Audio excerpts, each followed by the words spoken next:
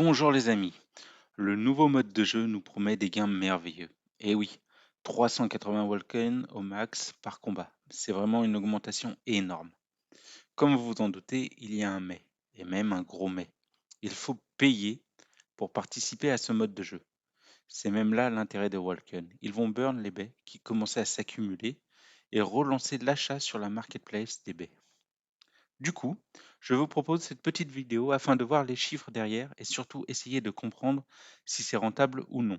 Je dirais même intéressant pour tout le monde. Allons découvrir les chiffres et à la fin de la vidéo, je vous partagerai mon avis sur une stratégie. Il n'y a aucun conseil en investissement dans cette vidéo. On va juste parcourir les chiffres. Faites vos propres recherches et surtout adaptez votre stratégie à votre cadre et votre investissement. C'est vraiment important pour ce mode de jeu. Un des postulats de base, c'est qu'il y a autant de chances d'avoir des bots dans le mode JCJ que dans le mode standard, qui lui aussi en réalité est censé être un mode joueur contre joueur. En théorie, et j'y reviendrai en fin de vidéo, le pourcentage de victoire devrait être identique entre les deux modes. Dans la pratique, à plus ou moins court terme, cette affirmation va devenir fausse. Allez, c'est parti. On commence par les stats de base. Quelle que soit la ligue dans laquelle vous allez jouer, il y a deux formules. La première formule sera moins chère en baie et moins chère en énergie. En revanche, on gagnera évidemment moins par combat. Les gains oscillent entre 10 Vulcan et 380 Vulcan, pour un billet d'entrée entre 60 baies et 2550 baies. Vous allez me dire, d'accord, mais je dois jouer suivant quelle formule et dans quelle ligue? Eh bien justement, regardons les chiffres. Le premier constat de ce mode de jeu est qu'on ne sait pas si l'adversaire va se booster ou non. Donc, si on ne se booste pas, notre taux de victoire va certainement être beaucoup plus faible. On va donc partir dans le cas où se booster est la meilleure option. Ici, on voit le delta du coût des baies pour un Walken gagné. Globalement, on voit dans la deuxième partie du tableau que la Formule 2 avec boost est plus économique que la Formule 1 avec boost. 11 contre 7,67 en Ligue 4. En revanche, le delta est beaucoup plus faible en Ligue 6. C'est peut-être une alternative pas trop chère dans vos stratégies à garder en tête. On voit aussi que la ligue augmente, plus il est avantageux de combattre dans une ligue importante. Je le rappelle, mais ceci est théorique, sur la base du même pourcentage de victoire, indépendamment d'où on joue. Dans ce nouveau tableau, on voit que le gain par énergie est potentiellement bien plus important dans le mode JCJ que standard. On voit que comme précédemment, la Formule 2 génère des chiffres plus importants que la Formule 1.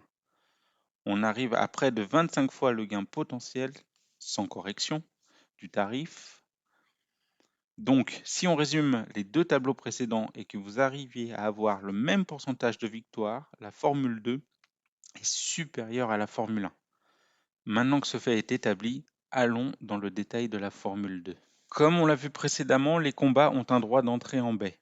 Et si vous avez un peu testé le mode de jeu, vous avez constaté que les baies descendent très vite. Il vous faudra rapidement recharger. J'ai simulé ici l'impact du coût d'entrée sur les gains. Il y a deux tableaux, un pour les petits budgets avec l'achat par 1500 baies à la fois et l'option à 100 000 baies qui est le moyen le moins cher d'avoir des baies.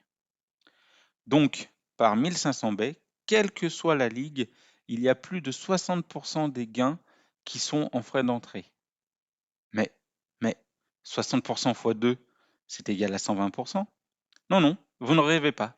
Walken, grâce à ce mode de jeu merveilleux et dans ces conditions, gagne de l'argent sans même parler de potentiel bot. Bref, on n'est pas des pigeons, ou du moins on essaye. On va donc regarder pour 100 000 baies. Ici, on oscille entre 40 et 46% de frais d'entrée. Il faut donc être certain de vous, sinon les gains ne seront pas au rendez-vous. Il y a un vrai risque de perte derrière ce mode de jeu. D'accord, c'est risqué, mais quel est ce risque? On voit ici le pourcentage de victoire nécessaire afin d'amortir l'achat des baies. Donc dans la partie 2, pour une Formule 2 en Ligue 4, suivant la quantité de baies achetées, il faut être entre 69% de victoire et 46% de victoire. Pour les combats en Ligue 6, avec 100 KB, il faudra atteindre 40% de victoire. Chouette, ce n'est pas énorme. Je fais bien plus en normal. C'est possible. Mais faites attention. Comme il y a des frais de participation, ceux qui ont des mauvais 4 vont arrêter rapidement et vous allez vous retrouver seulement entre gros joueurs bien équipés.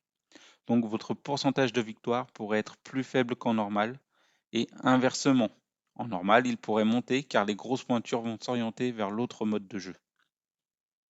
Comme promis, voici mon avis. Certains vont être plus rentables, mais je ne suis pas équipé vu ces chiffres pour me lancer. Il faut, à mon avis, un gros 4 et beaucoup d'accessoires. J'ai quand même un peu réfléchi à la stratégie. J'ai vu beaucoup de personnes monter un super 4 avec une stat énorme. Je peux me tromper, mais à l'inverse d'une mode normale, il me semble qu'un 4 équilibré serait plus fort qu'un 4 uniquement fort dans un domaine. Je m'explique. Ce n'est pas logique, vous allez me dire. Eh bien si, justement. Comme le choix de la compétition est random, il y a donc 33% de chances de viser votre élément fort contre 66% de chances d'avoir votre élément faible. Si vous avez un 4 équilibré, vous serez en théorie plus fort dans 66% des cas qu'un cas déséquilibré.